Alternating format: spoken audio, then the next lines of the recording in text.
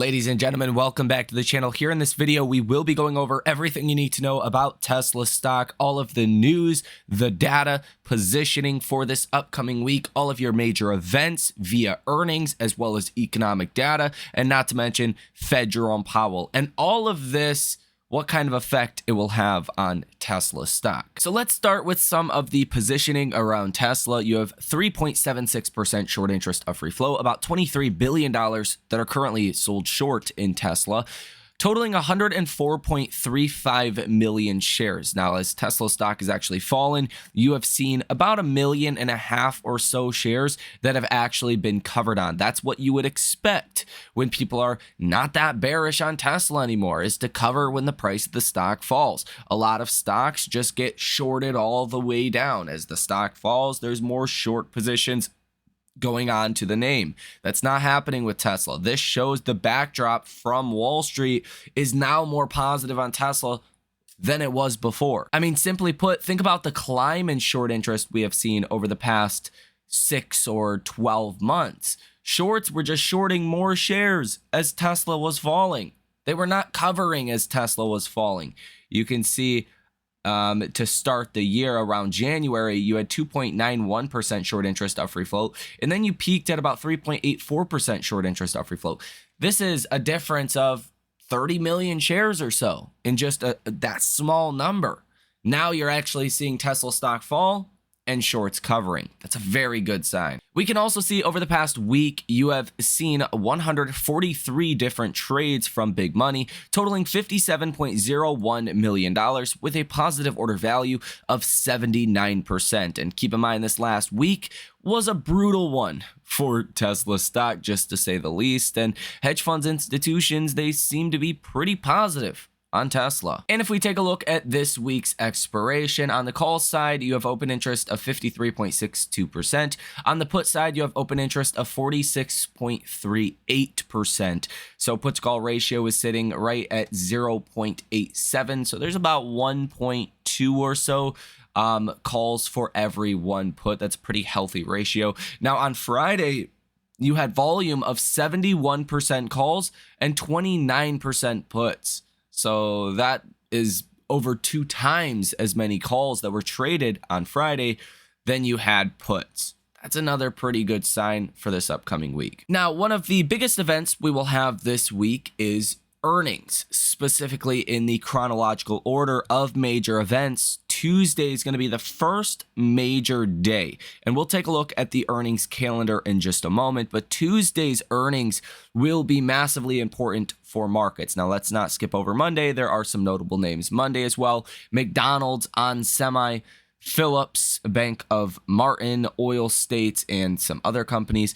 Monday and after hours, you have Tilray, Symbotic, F5, Lattice, and Samnia. I think that's how you say that. And then Tuesday pre-market, you have SoFi, PayPal, Pfizer, BP, P&G, Merck, and JetBlue. Tuesday and after hours, this is the big one, AMD and Microsoft. Now, Microsoft, just purely on a market cap basis, being $3 trillion, is a big deal. That's larger than the entire market cap value of the Russell 2000. So if Microsoft has good earnings, that's great. Bad earnings, that's really bad, okay? You're going to have a sympathy reaction to all of your other big tech stocks, for better or for worse. Now, as we were heading into this earnings season, as all of these big tech stocks were at all-time highs, I was a little bit more concerned that maybe we were pricing in too much good news. I mean, all of your big tech names were up anywhere from 25% on the low end to 65% on the high end. That was really NVIDIA in the last quarter. That was pricing in too much good news. Now you've seen a bit of a reset where a lot of these companies are up 10 or so percent in the last quarter.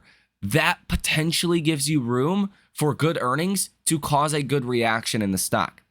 But prior to this big tech sell-off, this 8% drawdown in the NASDAQ, good earnings would have been seen as not good enough, regardless of how good they were. Unless, of course, there were NVIDIA-like earnings from these companies, and that seems highly unlikely. Now, as well, in Tuesday and after hours, you have Starbucks, Arista, Pinterest, First Solar, Caesars, Lemonade, Electric Arts, and GeneX. Wednesday pre-market, you have Boeing, Norwegian Cruise Line, Wingstop, Kraft Heinz, Altria, Humana, Cameco, Generic, MasterCard, and Teva. Wednesday and after hours, you have Meta, ARM, Qualcomm, Carvana, Lam Research, Western Digital, Riot, and Paycom, a couple of others as well. Thursday, pre-market, Moderna, Canadian Natural, Crocs, Mobileye, ConocoPhillips, Wayfair, SiriusXM, Canada Goose, and a couple of others as well. And there's a lot of other companies that report these days, but these are the big ones that have the most analysts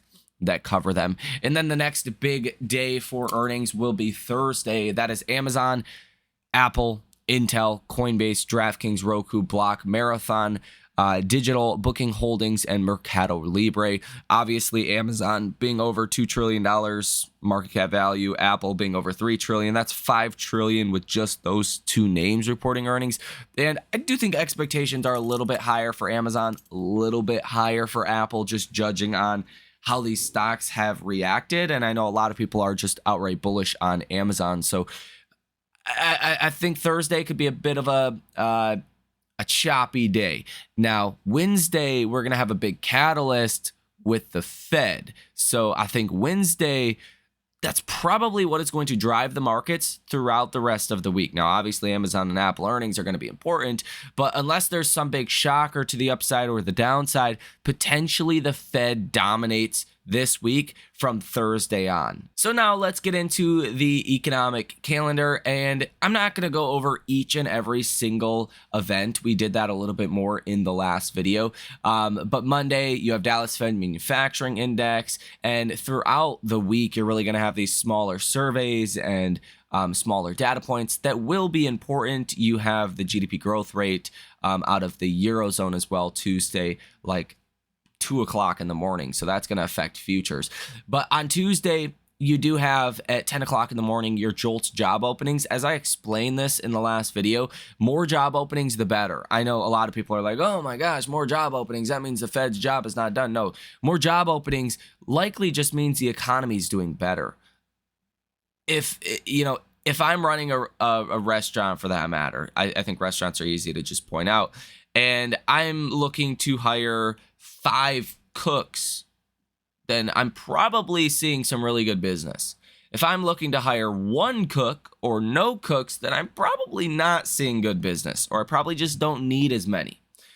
And that's kind of the easiest way to think about the JOLT job openings in aggregate to the economy. So if you do see a big drop in job openings, then Wall Street's going to start to say, well, that's not good. Okay, good for the Fed maybe, but not a good sign for the economy. Lots of other data coming out Tuesday as well. But for JOLTS job openings, you're expecting 8.05 million, and last month's number was 8.14 million. So a bunch of data coming out Tuesday.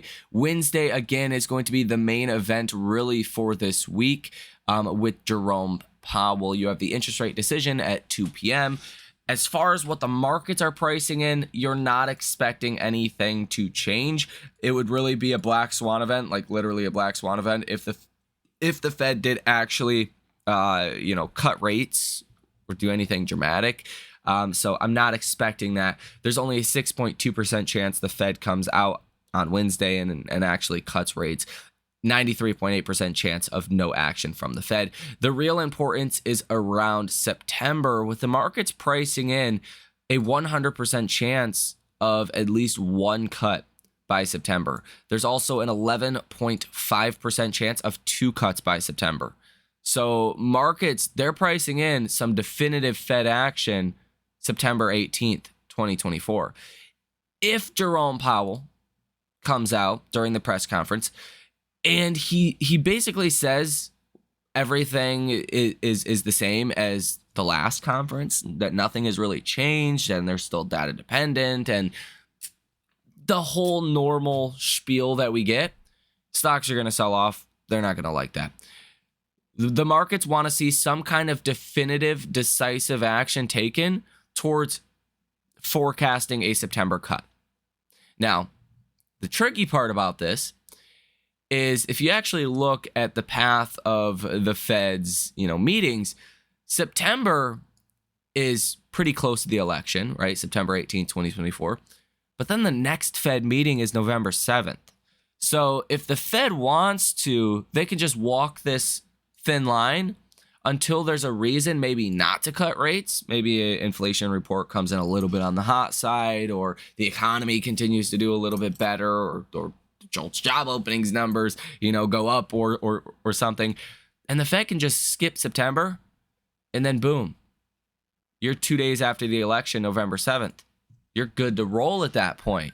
There's no political pressure. You can just cut rates after the election.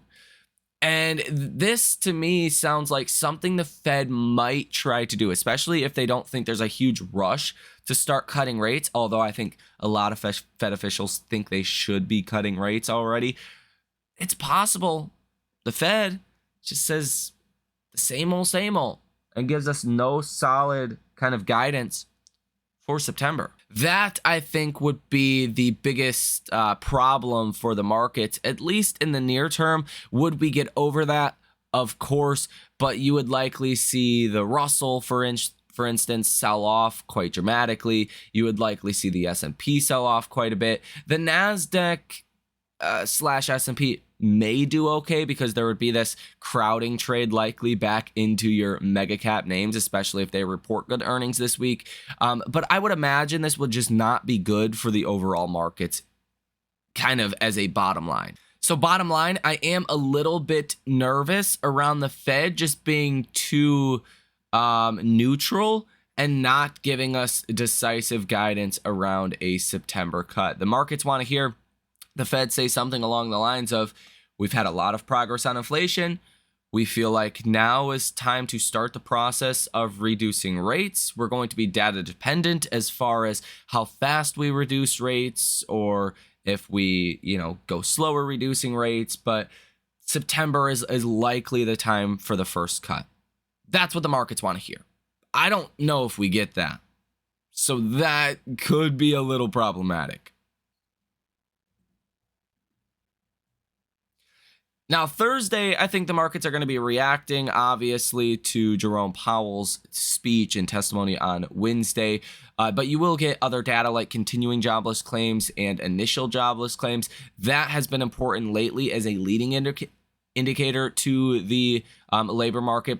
Initial jobless claims has been pretty volatile, up and down, hitting one-year highs, falling back down, hitting a new one-year high, falling back down.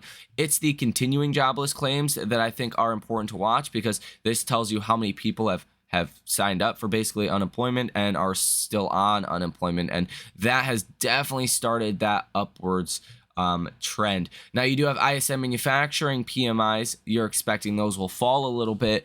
Manufacturing's just been in such a bad place for a while. I don't think that's going to move the markets too much, but who knows? We'll see. Friday, I do think, can be another big mover with non-farm payrolls. You're expecting 185,000 job ads.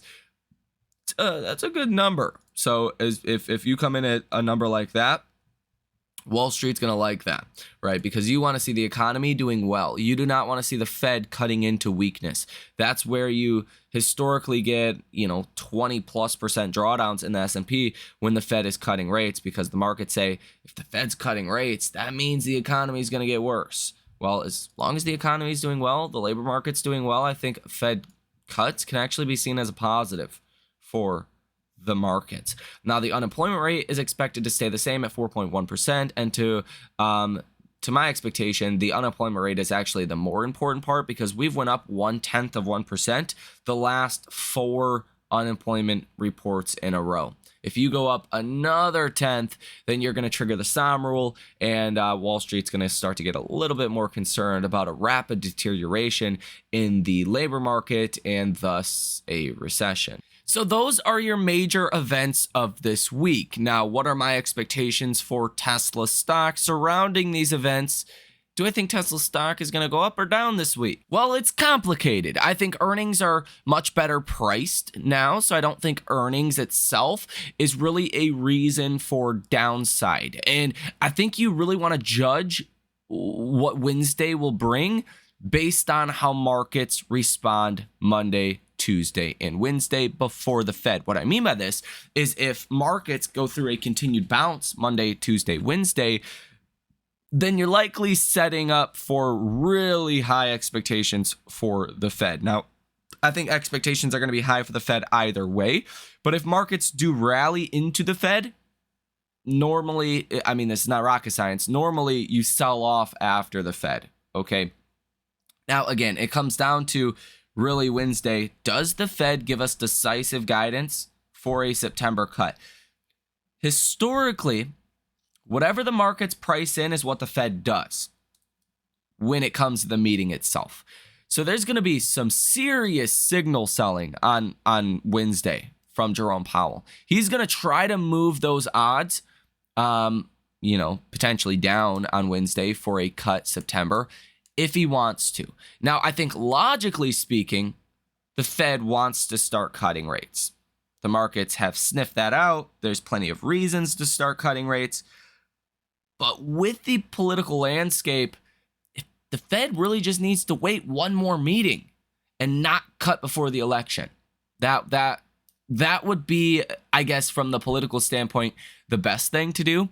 So I'm kind of torn on the event on Wednesday. I don't think we're going to get a definitive guidance from Powell. I think he's going to stay neutral and maybe lean more towards a cut September. But I don't think he's outright going to say that. And that could raise 10-year Treasury yields. That could drop the odds of a cut coming September. And that could be negative for equities. Now, what I would find interesting about that is if we get that rotation into your Super 6 or Mag 7 again, does Tesla get grouped in that category? If Tesla gets grouped in the safety trade, the Mag 7 trade, then maybe you see a concentration again back into Tesla, into Apple, into Microsoft, into Nvidia, into Google, into Amazon. These large cap companies, which is largely what has been happening over the past 18 months or so with the outperformance of those mega caps. Or does Tesla get grouped into the category of small caps and interest rate sensitive? And would Tesla sell off if the Fed is really inexplicit in cutting rates September or not? Do we just go back to the data dependent approach and nothing happens? I think those are really the questions that I have at this point.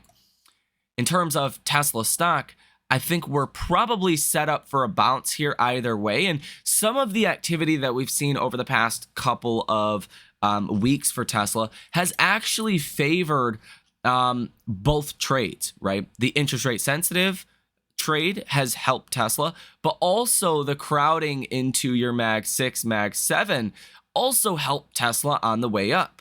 Tesla was green a lot of those days alongside your other mega cap stocks, even when your small caps were not doing as well.